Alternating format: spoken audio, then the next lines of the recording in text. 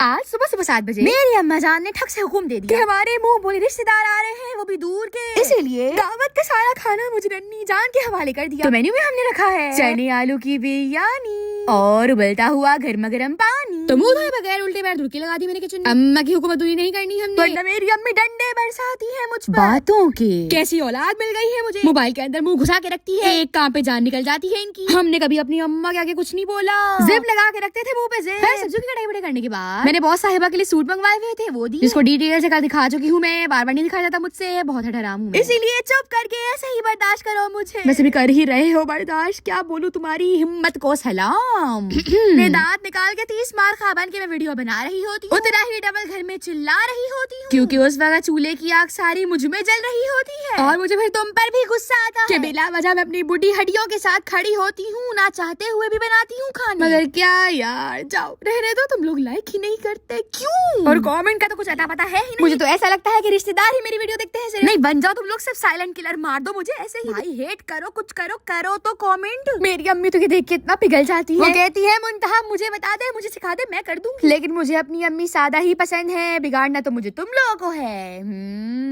अच्छा वाला बिगाड़ना चाहती हूँ।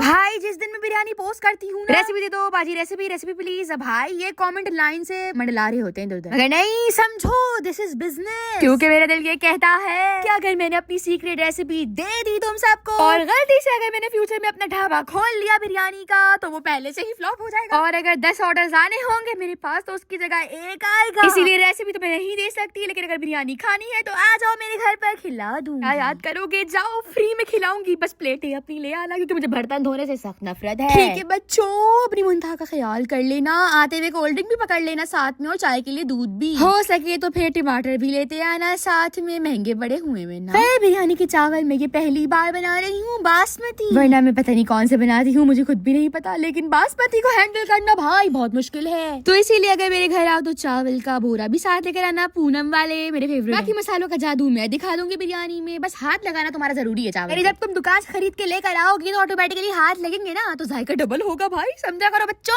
मेहमानों के लिए दावत होने ही लगी थी, तो मैंने बोला मेहमानों को आप लोग रास्ते से कोल्ड ड्रिंक पकड़ के ले आओ, पैसे खुद अपने इस्तेमाल करना। ये सुन के मेहमान की फुप्पो को लगी आग, और उन्होंने कहा कि ऊपर से चने की बिरयानी खिलाती है और कोल्ड ड्रिंक भी हमसे मंगवाती है। मेरा बस ये गलती करना था और मजा ही आ गया। मेहमान रफू चक्कर हो गए और हमारी बिरयानी धरी की धरी रह गई यहीं पर, जिसकी वजह से मेरे पेट के चूहों की ईद हो गई। भाई मैं चूहों का ज्यादा ख्याल करती हूँ, तुम लोग भी दूसरों के पेट के चूहों से ज्यादा अपने पेट के चूहों का ख्याल किया करो, क्योंकि अपना तो अपना ही होता है, बाकी सब मोह माया है। चलो भागो बाय।